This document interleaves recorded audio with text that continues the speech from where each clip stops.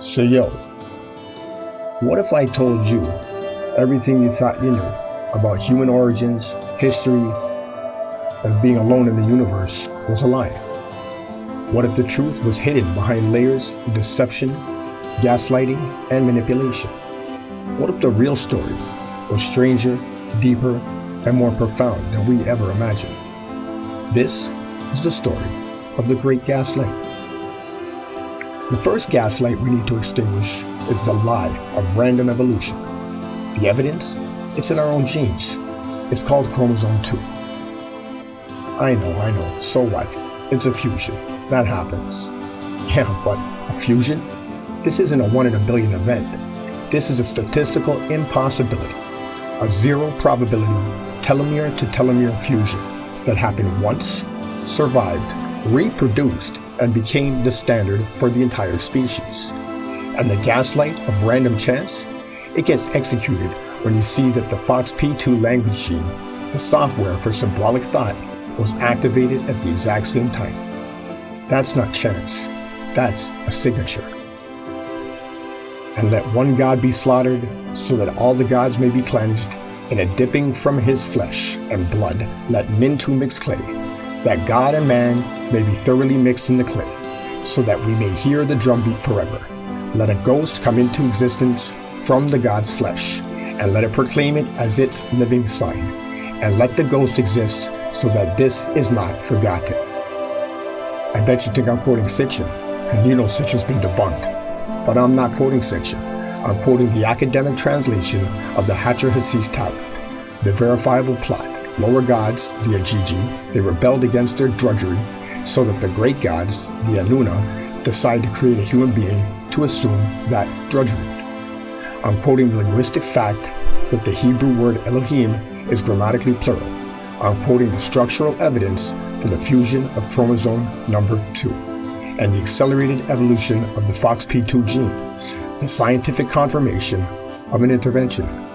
That's the first truth. That's the peer-reviewed evidence. So what happened when the creators, the Anunnaki, the Greys, the Galactic Federation, whatever you prefer to call them, what happened when they came back? Well, the tragic guard, the men of the 1940s and 50s, the men of God, they saw this first truth, but their only lens was a dogmatic fear. They didn't see creators. They saw a demonic deception. I know you think I'm going into Roswell, Magenta, and kooky crazy crash stories, but we don't need Roswell. We don't need Magenta. The receipt is Dr. Beatrice Villarreal's 2024 peer-reviewed paper. She proves anomalous transients, real physical objects, were on 1950s photographic plates. And her peer-reviewed data proves these objects were watching the nukes, and verifiably links one right to the 1952 DC flag. So, when the first Secretary of Defense, James Forrestal, a devout and tormented Catholic, when he had his breakdown and jumped, I know, you want to stop me. You think I'm going to talk about MJ-12 and say they killed him. Well, forget MJ-12. We know the men who had access to Eisenhower, like Admiral Hillencutter and Cardinal Spellman. They were in that room. And we can even say that he jumped and wasn't thrown down those 16 stories from a secure Navy hospital for mentally ill patients because, well, the Russian threat, that was the gaslight. And he knew it. We know this because of later declassified joint US-USSR space missions like Apollo-Soyuz in 1975. And if those missions were made public at the time they launched, the whole Cold War propaganda would have been left out in the cold by the public. It was the dogmatic fear that broke his worldview. It was that dogmatic fear that killed him. The creators made their next move in 1967 at Malmstrom.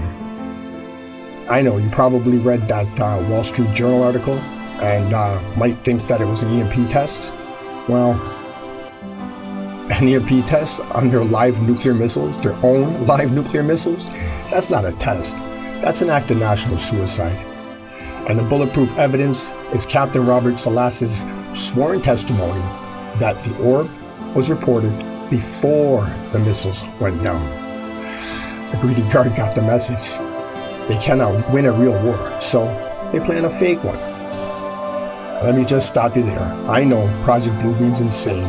I know, it's the craziest conspiracy ever. But I'm not quoting Serge Manast. I'm not quoting the author of Breakaway.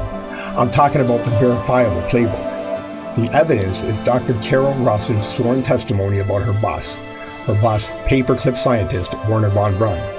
He confessed the final card playbook on his deathbed. First Russians, then terrorists, then rogue states, and then a final card, a false flag alien threat. There's more evidence too. President Reagan's 1987 UN speech where he seeded the alien threat narrative. I guess you're probably thinking SDI, Star Wars, a failed fantasy to fight the Russians. But that was the gaslight. The evidence is the hardware. The miracle laser worked. It verifiably shot down a Titan missile in 1985. The bare particle beam now worked too, in space, in 1989. They built the ray guns under the cover of the Cold War. Senator Daniel Inouye himself warned that a shadow government was controlling these black programs. Those systems, like the particle beams and lasers, they were retrofitted to turn around and acquire incoming targets from outer space.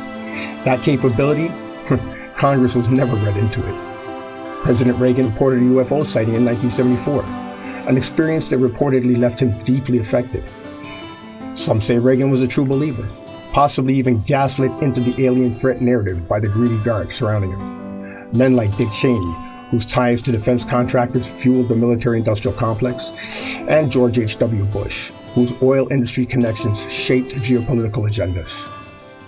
Reagan's administration pushed the Strategic Defense Initiative, a program cloaked in Cold War rhetoric, but aligned with the final card playbook. Reagan, a true believer? You might think that's just Hollywood fantasy.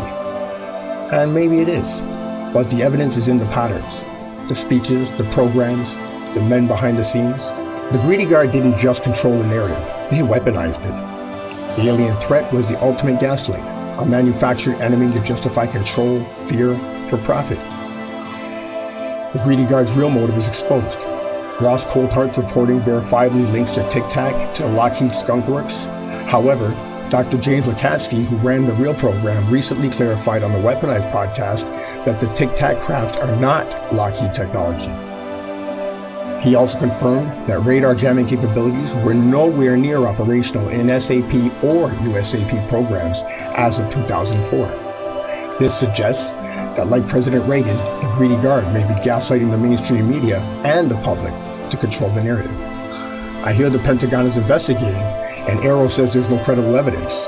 Well, that's the modern gaslight. The receipt, Anna Paulina Luna, a sitting chairwoman who verifiably proved the gaslight, is active by testifying she was stonewalled by the DoD at Elgin Air Force Base. This brings us to 1989, the greedy guard's number one gaslight, the Berlin Wall. It's collapsing, and they are forced to pivot. This is the dual-track agenda. On the private track, Darth Cheney, he inherits the SDI. He verifiably pivots the gaslight from Russians to rogue states, the exact next step in von Braun's playbook. On the public track, Bob Lazar blows the whistle. I get it, I know, Bob Lazar, his credentials are fake, he's a fraud. Well, they shredded him by gaslighting you. But the truth is not affected by ridicule. Time heals all wounds, and time proves this lie. And here is the timeline. Knapp blows the whistle, and the 24-year smear campaign against Lazar begins. His colleagues suffered convenient amnesia, and his credentials were erased. But public records still list him in the Los Alamos National Laboratory phone directory as an employee. And I bet you've heard the FBI raided him for prostitution. But the FBI is a national policing force. They were not looking for sex trade workers. They were looking for Element 115. The raid was a cynical abuse of federal power that successfully resulted in his persecution, proving their priority was destroying his credibility. The trivialization phase begins. Obama gaslights the public by joking about the now admitted Area 51 on Jimmy Kimmel right before Moscovium is announced, without even so much as a sorry bruh to Lazar. Lazar's Element 115 is officially named Moscovium by science. And we nail that coffin shut with Dr. G, a forensic psychologist whose analysis has been used to put people in prison for life. That man, a peer-reviewable expert, analyzed Lazar's testimony and concluded it was shockingly consistent with someone telling the truth. The White Hat Army is here. The Immaculate Constellation is formed. Commander Fravor, David Grush, and Ryan Graves, Top Gun commanders and high-level intel officers, all testify under oath in the first congressional UAP hearing in history.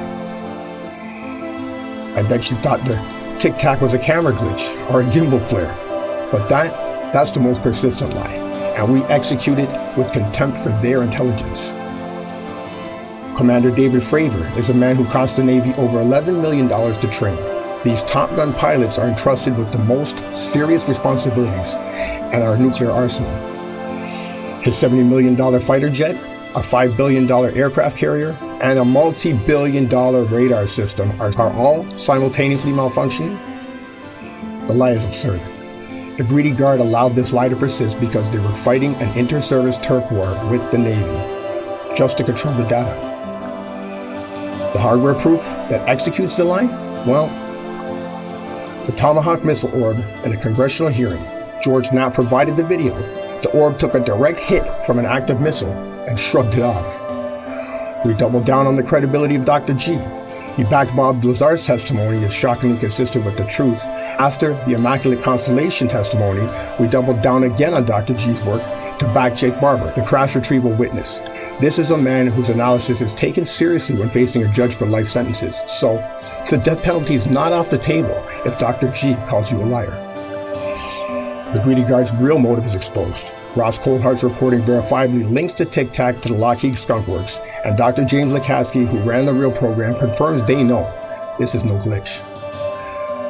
The Pentagon is investigating, and they do say there's no credible evidence, but that's the modern gaslight. The receipt is Anna Paulina Luna, a sitting chairwoman who verifiably proved the gaslight is still active by testifying she was stonewalled by the DoD at Elgin Air Force Base. This brings us right now to 3i Atlas. The greedy guard like Brian Cox is still on TV, gaslighting us all that it's just natural. I know he's a real physicist, and I know he says it's a weird comet, and I know NASA's saying the same thing, but asking Cox about this comet is sort of like asking legal advice from a paralegal when you got a judge like Avi Loeb right there in the same room. So I want to execute that bullshit with the peer-reviewed receipts. First of all, the chemistry. Cox says it's not water, but nickel is not metal because Atlas is not made of water. But then, the comet starts shooting out water vapor and nickel without iron. It's a peer-reviewed industrial signature. NASA even confirmed the bizarre non-gravitational acceleration. And the gaslighters, they need that to be a tail. They say the tail is hiding. They say it's an optical illusion. Well, they call it basic physics. I call it basic grade school geometry. The visibility of the anti-tail proves the hidden main tail is impossible. The acceleration still has no tail, a scientific contradiction with no other explanation than the one they are trying to gaslight. New evidence shows 3i Atlas did not break apart at perihelion. Instead, the 7 outward jets appear to be maneuvering, a solid ball of light made of metal, defying natural comet behavior and suggesting deliberate control. The greedy guard's strategy is to starve the truth. NASA was keeping their data locked in drawers for weeks after perihelion. They denied Loeb access, but they respond immediately with nonsense when Kim Kardashian asks for the tea on 3i Atlas. They want us to believe lifelong astronomers don't know what to do, so they do nothing. Their silence became the story, a final test of their credibility. Can we even really trust what they did finally release? Can we trust it not to be airbrushed images like the red pictures of Mars? This is not a conspiracy theory. NASA has a documented history of white balancing images of Mars, which are not the planet's true rusty brown colors. They say it's to aid geologists, but they framed these as the true colors of Mars for years. The gaslighters now are forced to argue that a natural comet just happens to accelerate with no tail, be made of an industrial alloy, have a sunward pointing thruster, and so many other anomalies, I can't even list them all here. The technological hypothesis becomes the Occam's razor. The lie is broken. The first truth is out. So what if the beings that upgraded us from Homo erectus 500,000 years ago, what if they're back? What if they never really left? What if these visitors were never an invasion force to be feared and fought? What if they just wanted to grant us our next physical, genetic, and technological upgrade? But men of greed, fear, dogma, and addiction to power and war control and decide for us. We just prefer it that way. I'm not saying that whatever hand was involved in our genetic quantum leap back then was ever supposed to be worshipped as the creator of all, but maybe it should be at least respected as the benefactor of us. Maybe we were not ready after the horrors of the first 2 world wars, and maybe we're not ready today. But who would you prefer made that call? All of us, these creators or visitors, or a few psychopathic, narcissistic, global elite billionaires and their sycophantic puppet collection we call our political leaders? I, for one, say we are ready. I, for one, have witnessed a leap in spiritual consciousness that has not been seen since the days of the great floods of the Younger Dryas. So I, for one, say, let the truth set us free. And then we can decide from there. But at least we can decide together.